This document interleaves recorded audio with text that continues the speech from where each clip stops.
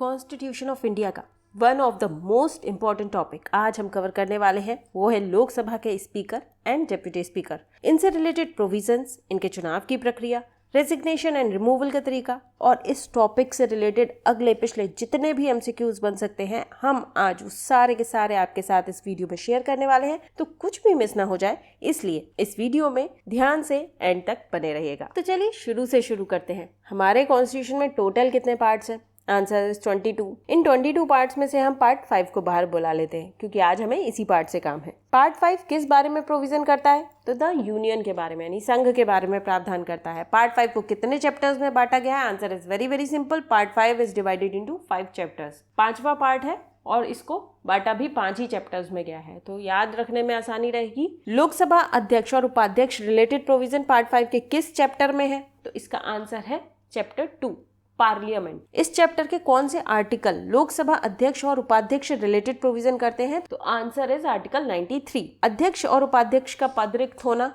पद त्यागना और पद से हटाया जाना, ये कौन से आर्टिकल में है? ये आर्टिकल 94 में बताया गया है। ये दोनों ही आर्टिकल नंबर मोस्ट इंपॉर्टेंट है, इन्हें भूले से भी नहीं भूलना है। अब आर्टिकल 93 या 94 को आसान सी भाषा में समझ लेते हैं। आर्टिकल 93 बस इतना बता देता है कि लोकसभा अपने सदस्यों में से 2 सदस्यों को स्पीकर एंड डेप्यूटी स्पीकर चुनेगी, लेकिन इस आर्टिकल में कहीं भी उस प्रोसीजर की बात नहीं की गई है जिससे इनको चुना जाना है। तो इसके लिए अब तक चले आ रहे प्रोसीजर एंड प्रैक्टिस को देखना होता है, जिसके अकॉर्डिंग लोकसभा में स्पीकर एंड डेप्यूटी स्पीकर को सदन में मौजूद और वोट करने वाले सदस्यों के साधारण बहुमत से चुना जाता है। और ये साधारण बहुमत क्या होता है इसको भी समझ लो। तो ये साधारण बहुमत है कि सदन में वोटिंग के टाइम पर जितने भी सांसद मौजूद हैं उनमें से 50% से ज्यादा लोग जिसे वोट करेंगे वो ही अध्यक्ष चुन लिया जाता है। अब आर्टिकल 94 को समझ लेते हैं और साथ में इसको याद करने का एक इजी तरीका भी देख लेते हैं। इसकी हेडिंग जो है आर्टिकल 94 की, उसमें 3 बातें हैं: पद रिक्त होना, पद का त्याग और पद से हटाया जाना। ठीक इसी सीक्वेंस में इन्हीं 3 बातों पर इसमें 3 क्लॉज दे रखे हैं जिससे रिलेट करके आप इसको याद रख सकते हो। पहला क्लॉज क्या कहता है? लोकसभा के सदस्य अगर स्पीकर और डिप्टी स्पीकर नहीं रहते हैं तो उन्हें अपना पद भी खाली करना पड़ता है, वो उस पे भी बने नहीं रह सकते। जब तक वो लोकसभा के सदस्य हैं वो तभी तक स्पीकर या डिप्टी स्पीकर बने रहेंगे। लोकसभा के सदस्य कौन होते हैं ये भी समझ लीजिए।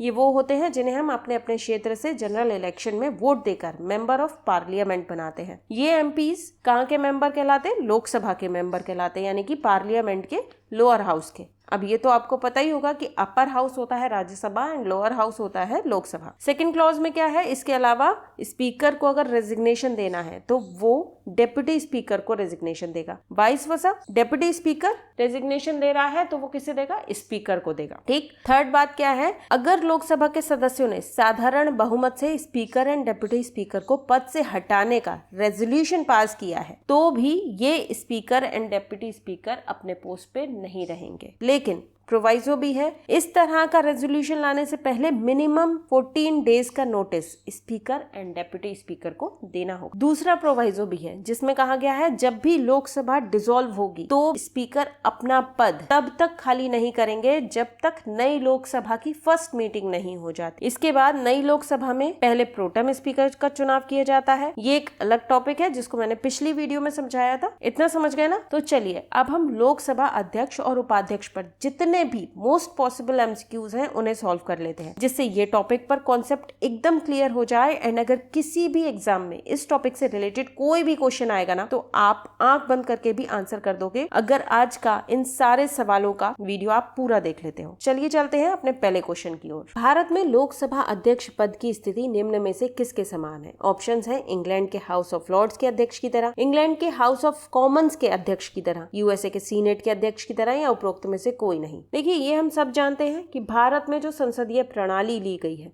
ये कहाँ से ली गई है? इंग्लैंड से। यहाँ पर 2 हाउस होते हैं, House of Lords and House of Commons, जबकि इंडिया में क्या है? Rajya Sabha and Lok Sabha. House of Lords किसके इक्विवेलेंट है? यहाँ पर राज्यसभा के, अपर हाउस के, और हाउस ऑफ कॉमन्स लोकसभा यानी कि हाउस ऑफ द पीपल्स। ठीक। तो यहाँ पर हमें क्या पूछा गया है क्वेश्चन में? लोकसभा अध्यक्ष पद की स्थिति किसके समान है? तो जब हाउस ऑफ कॉमन्स लोकसभा के जैसी है तो अध्यक्ष पद की स्थिति भी हाउस ऑफ कॉमन्स के अध्यक्ष की तरह ही यहाँ पर रखी गई है। इसका सही आंसर है option B. House of Lords हो गया हमारा राज्यसभा जैसा और हाउस ऑफ कॉमन्स हो गया हमारा लोकसभा जैसा। ठीक है, क्लियर हो गया। नेक्स्ट क्वेश्चन पर चलते हैं। लोकसभा के अध्यक्ष का चुनाव किया जाता है। ऑप्शन है संसद के दोनों सदनों के सदस्यों द्वारा, राष्ट्रपति द्वारा, प्रधानमंत्री द्वारा या लोकसभा के सदस्यों द्वारा। इससे रिलेटेड आर्टिकल हमने अभी पढ़ा था, आर्टिकल 93, जिसमें साफ लिखा है कि लोकसभा जितनी जल्दी हो सके अपने 2 सदस्यों को स्पीकर एंड डेप्यूटी स्पीकर चुनेगी। तो लोकसभा के अध्यक्ष के चुनाव लोकसभा के सदस्यों द्वारा किया जाता है। ठीक, ये बात एकदम क्लियर है। नेक्स्ट क्वेश्चन है, लोकसभा के अध्यक्ष व उपाध्यक्ष के निर्वाचन संबंधी अनुच्छेद कौन सा है? आर्टिकल 94, 93, 92 या 95? अभी हमने समझा है कि आर्टिकल 93 निर्वाचन संबंधी प्रावधान करता है। आर्टिकल 93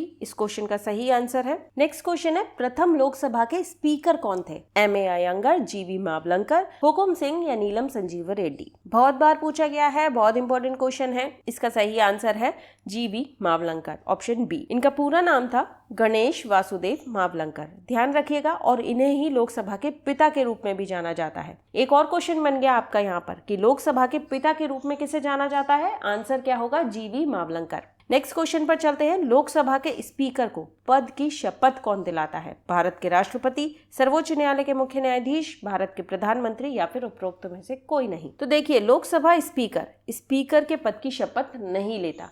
सही आंसर क्या हो गया हमारा? ऑप्शन डी, उपरोक्त में से कोई नहीं। क्यों ऐसा होता है ये भी समझ लीजिए।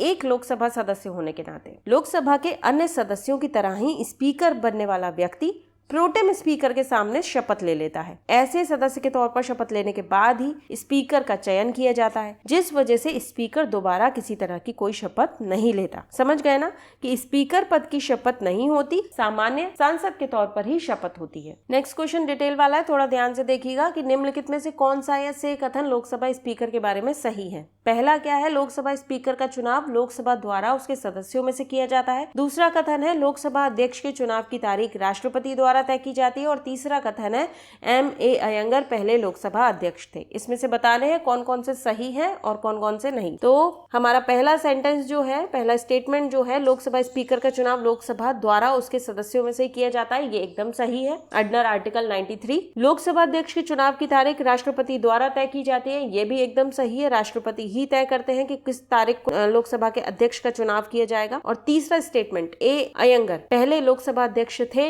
ये गलत है, क्योंकि अभी हम पढ़ के आ रहे हैं कि जी.वी. मावलंकर पहले लोकसभा अध्यक्ष थे। तो हमारा आंसर क्या हो जाएगा? ऑप्शन ए, केवल 1 और 2। नेक्स्ट क्वेश्चन पे चलते हैं।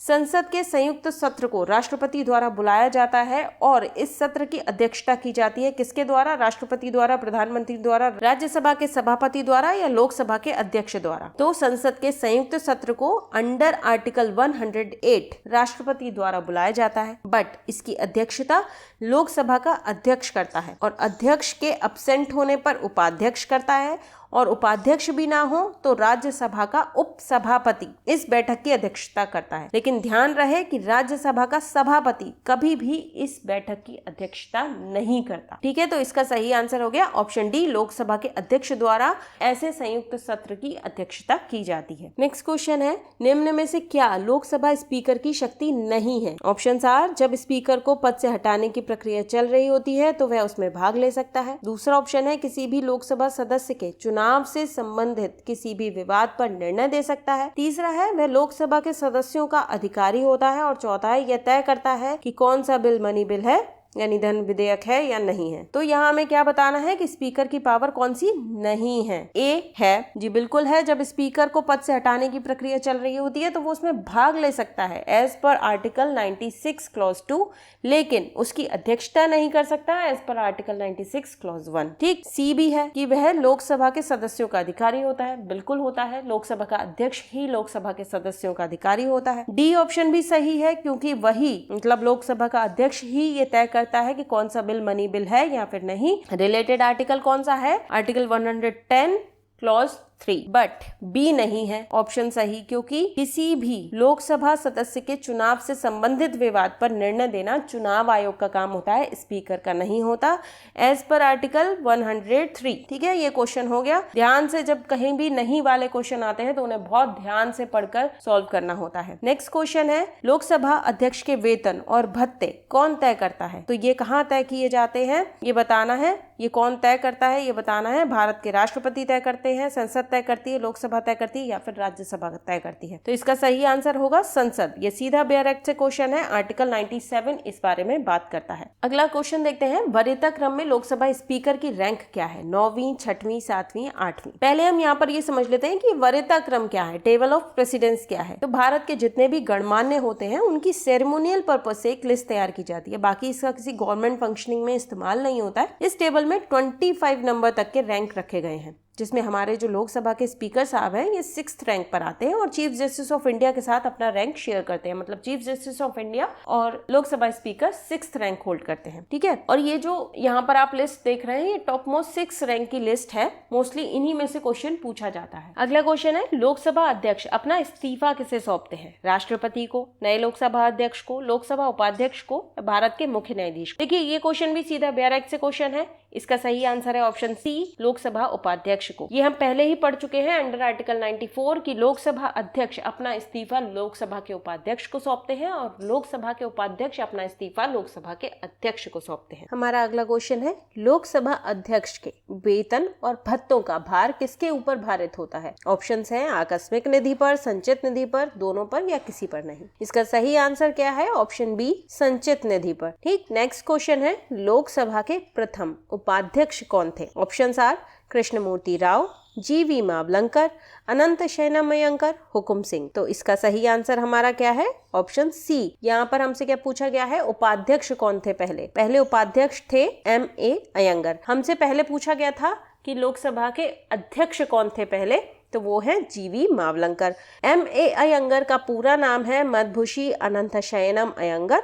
1952 में इन्हें पहला लोकसभा उपाध्यक्ष चुना गया था। 1956 में ये लोकसभा के स्पीकर भी बने थे। ठीक है, नेक्स्ट क्वेश्चन पर चलते हैं, वो है पहले जनजातीय लोकसभा अध्यक्ष कौन थे? Options are G V. Mavalankar, G.M.C. Balayogi, Manohar Joshi, P.A. Sangma. इसका सही आंसर है ऑप्शन डी, P.A. संगमा। ये पहले जनजातीय लोकसभा अध्यक्ष थे। 11th स्पीकर ये बनाए गए थे लोकसभा के। 1996 से 1998 तक ये रहे थे। और ध्यान रखिए इनका नाम P.A. संगमा है। ये पहले ट्राइबल स्पीकर थे। यहाँ ऑप्शंस में एक और नाम आया है G.M.C. बालयोगी का। ये क्या थे? इनका नाम भी आपको ध्यान रखना है। ये पहले शेड्यूल्ड कास्ट के स्पीकर बने थे। 12th स्पीकर थे ये। ठीक है, इनका नाम भी याद रखना है। ठीक है, 2 क्वेश्चन यहाँ पर ये आपके बन गए। अगला क्वेश्चन देखते हैं, संविधान का कौन सा अनुच्छेद ये उपबंधित करता है कि मत बराबर होने की दशा में लोकसभा के अध्यक्ष का मत निर्णायक होगा और वह उसका प्रयोग कर सकेगा? Options are 99, 100, 101 and 102। इसका सही आंसर क्या है? ऑप्शन बी, आर्टिकल 100 इस बारे में प्रोविजन करता है। देखिए क्या कहता है ये कि चेयरमैन और स्पीकर नॉर्मली वोट नहीं देंगे, बल्कि उस टाइम वोट करेंगे जब सदन में वोट 50-50 यानी कि बराबर हो जाएं। इसको ही हम निर्णायक मत या डिसाइडिंग वोट या कास्टिंग वोट के नाम से जानते हैं। प्रोविजन आपको ध्यान रखना है, आर्टिकल 100 क्लॉज 1। ठीक है, ये क्लॉज भी कभी कभी पूछ लिया जाता है कि आर्टिकल 100 के कौन से क्लॉज में ये बात कही गई है, तो ध्यान रखना है इस आर्टिकल को विद क्लॉज। नेक्स्ट क्वेश्चन है, पहली महिला लोकसभा अध्यक्ष कौन थी? ऑप्शंस आर मीरा कुमार, सुमित्रा महाजन, सोनिया गांधी या इंदिरा गांधी। इसका सही आंसर है मीरा कुमार। अभी तक 2 ही महिला स्पीकर बनाई गई हैं, पहली है मीरा कुमार, दूसरी है सुमित्रा महाजन। अगला क्वेश्चन क्या है कि निम्नलिखित में से किस स्पीकर की मृत्यु उनके कार्यकाल के दौरान हुई? मतलब वो जब स्पीकर की पोस्ट पे थे तभी उनकी मृत्यु हुई थी, पोस्ट पर रहते हुए ही। ऑप्शंस हैं जी.वी. मावलंकर, बलराम जाखड़, G.M.C. बालयोगी, दोनों A एंड C। तो इसका सही आंसर क्या है? ऑप्शन डी, दोनों। A यानी कि जी.वी. मावलंकर और C G.M.C. बालयोगी। इन दोनों ही लोकसभा स्पीकर की अपने पद पर रहते हुए मृत्यु हुई थी। ये दिवंगत हुए थे अपने पद पर रहते हुए। नेक्स्ट क्वेश्चन, ब्रिटिश परंपराओं के अनुरूप किस लोकसभा अध्यक्ष ने सबसे पहले अपने दल की सदस्यता त्याग दी थी? इसका सही आंसर हम देखेंगे, ऑप्शंस देख लेते हैं पहले। हुकुम सिंह, नीलम संजीव रेड्डी, के.एस. हेगड़े, बलिराम भगत। सही आंसर क्या है इसका? नीलम संजीव रेड्डी, ऑप्शन बी। ये इंडियन पार्लियामेंट्री हिस्ट्री में अकेले ऐसे स्पीकर थे जिन्होंने स्पीकर बनने के बाद फॉर्मली अपनी पॉलिटिकल पार्टी रिजाइन कर दी। नेक्स्ट क्वेश्चन देखते हैं। यदि लोकसभा के अध्यक्ष एवं उपाध्यक्ष दोनों के पद रिक्त होते हैं तो सदन के बैठकों में अध्यक्ष पद की कर्तव्यों का पालन कौन करेगा? ऑप्शन आर सदन द्वारा नामित सदस्य, लोकसभा का वरिष्ठतम सदस्य, राष्ट्रपति जिसे नियुक्त करे, या फिर विपक्ष का नेता। ये सीधे सीधे कॉन्स्टिट्यूशन के प्रोविजन से उठाया गया क्वेश्चन है। इसका आंसर क्या है? ऑप्शन सी राष्ट्रपति जिसे नियुक्त करे। इससे रिलेटेड प्रोविजन कौन सा है? 95 का क्लॉज 1। यहाँ पर आपको ये सीधे तौर पर साफ साफ सेम शब्दों में लिखा मिल जाएगा। अगला क्वेश्चन देख लेते हैं। यदि अध्यक्ष और उपाध्यक्ष दोनों ही अनुपस्थित हैं तो सदन के अध्यक्ष के रूप में कौन काम करेगा? ऑप्शंस है ऐसा व्यक्ति जो सदन की प्रक्रिया के नियमों से तय किया जाए, लोकसभा का वरिष्ठतम सदस्य, या फिर राष्ट्रपति द्वारा नाम निर्दिष्ट व्यक्ति, या उपरोक्त में से कोई नहीं। इसका आंसर क्या है? ऑप्शन ए ऐसा व्यक्ति जो सदन की प्रक्रिया के नियमों से तय किया जाए वो अध्यक्ष और उपाध्यक्ष की अनुपस्थिति में सदन के अध्यक्ष के रूप में कार्य करेगा। ठीक है, इससे रिलेटेड प्रोविजन कौन सा है? Article 95 clause 2। ठीक, ये भी सीधा सीधा प्रोविजन से उठाया गया क्वेश्चन है। इसको भी आप एज इट इज अपने बेयर एक्ट में पालेंगे, कॉन्स्टिट्यूशन में पाएंगे। ठीक है, कहां पर? आर्टिकल 95 क्लॉज 2 में। नेक्स्ट क्वेश्चन क्या है कि लोकसभा के अध्यक्ष को उसके पद से किसके द्वारा हटाया जा सकता है?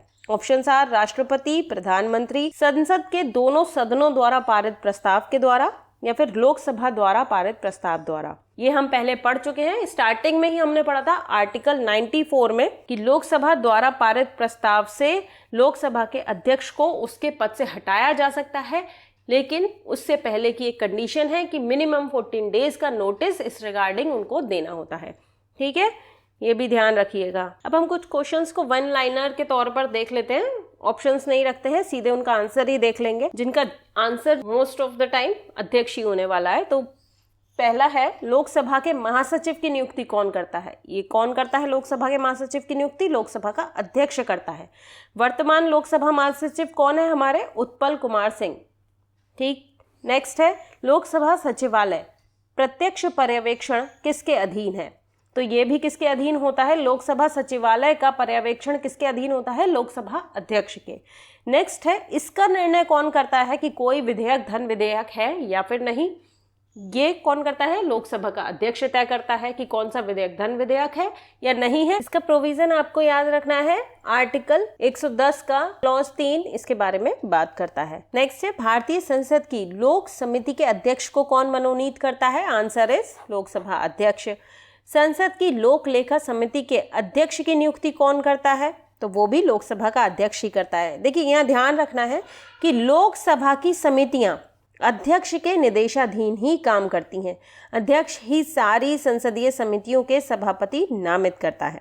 ठीक, लोकसभा में किसी विपक्षी दल के नेता को कौन मान्यता देता है? आंसर होगा लोकसभा अध्यक्ष। अभी हमारा विपक्ष के नेता कौन चुने गए हैं? वो है राहुल गांधी। नेक्स्ट क्वेश्चन पे चलते हैं, वो है 1949 में स्थापित भारतीय संसदीय ग्रुप का पदेन प्रेसिडेंट कौन होता है? आंसर आपको पता ही है, लोकसभा का अध्यक्ष।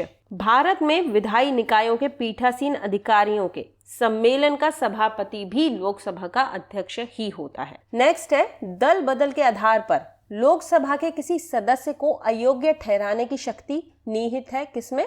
लोकसभा के अध्यक्ष में, और ये पावर उन्हें ट्रांसफर की गई है 52nd कॉन्स्टिट्यूशनल अमेंडमेंट से। ठीक है, अब यहाँ ध्यान दीजिए कि दल बदल के आधार पर लोकसभा के किसी सदस्य को अयोग्य ठहराने की शक्ति तो है लोकसभा अध्यक्ष के पास, लेकिन क्या आपको पता है कि अगर लोकसभा के सदस्य की दल बदल के आधार पर अयोग्यता तय करनी हो तो वो कौन करेगा? तो इसका निर्धारण किया जाएगा लोकसभा द्वारा निर्वाचित सदस्य के निर्णय से, और उसका विनिश्चय जो होगा वो अंतिम होगा, आखिरी होगा। मतलब देखिए, जब दल बदल के आधार पर लोकसभा के किसी सदस्य को अयोग्य ठहराना है तो वो काम करेगा लोकसभा का अध्यक्ष, लेकिन जब अध्यक्ष को दल बदल के आधार पर अयोग्य ठहराना हो तो उसका निर्धारण कौन करेगा? लोकसभा द्वारा निर्वाचित सदस्य, और उनका विनिश्चय भी अंतिम होगा, आखिरी होगा। इसके बाद अब एक नजर डाल लेते हैं अब तक 2 बार बार स्पीकर कौन कौन से रहे हैं। ठीक है, नाम देख लेते हैं। बहुत बार ऐसे क्वेश्चन पूछ लिया जाता है कि इनमें से कौन सा स्पीकर 2 बार स्पीकर नहीं रहा है। ठीक, तो आपको उन स्पीकर्स, सारे स्पीकर्स के नाम याद नहीं करने हैं, जितने अब तक रहे उनके सबके याद नहीं करने हैं, बस उनके याद कर लीजिए जो 2 बार स्पीकर रहे हैं। ठीक है, कंटिन्यूस 2 बार या फिर अलग अलग टेन्योर में भी 2 बार स्पीकर चुने गए हैं। तो उससे क्या होगा कि आप आसानी से ऐसे क्वेश्चंस को सॉल्व कर पाएंगे। कौन कौन से लोग हैं? 6 लोग अब तक ऐसे रहे हैं। पहले हैं M.A. अयंगर, दूसरे गुरदेल सिंह ढिल्लन, तीसरे नीलम संजीव रेड्डी, चौथे बलराम जाखड़, नेक्स्ट है GMC बालायोगी और उससे अगले हैं ओम बिरला। ओम बिरला तो अभी प्रेजेंट में चल ही रहे हैं हमारे लोकसभा स्पीकर। इसमें से बलराम जाखड़ का नाम आपको एक बार और याद रखना है एक चीज के लिए कि ये अब तक के लॉन्गेस्ट सर्विंग स्पीकर रहे हैं। इनका टेन्योर रहा है 9 साल 329 दिन का। अगर कभी ये क्वेश्चन आपसे पूछा जाता है कि अब तक के लॉन्गेस्ट सर्विंग स्पीकर कौन से हैं, मतलब सबसे ज्यादा समय तक स्पीकर रहने वाले व्यक्ति कौन से हैं, तो वो है बलराम जाखड़। अब एक क्वेश्चन का आंसर आप लोग कीजिएगा कि आज तक लोकसभा अध्यक्ष ने कितनी बार निर्णायक मतदान यानी कि डिसाइसिव वोटिंग के अधिकार का प्रयोग किया है। इसका आंसर आप कमेंट करके बताइएगा। आज का ये वीडियो आपको कैसा लगा कमेंट करके बताइएगा। अगर पसंद आया हो तो लाइक भी कीजिएगा और ज़्यादा से ज़्यादा शेयर कीजिए, और चैनल पर नए हैं तो सब्सक्राइब करना ना भूलें। और ऐसे ही और नॉलेजेबल वीडियोस तुरंत पाने के लिए बेल आइकन प्रेस कर लीजिए। बने रहिए लीगल ग्रेविटी के साथ। जल्द मिलते हैं एक नए वीडियो में, तब तक के लिए नमस्कार।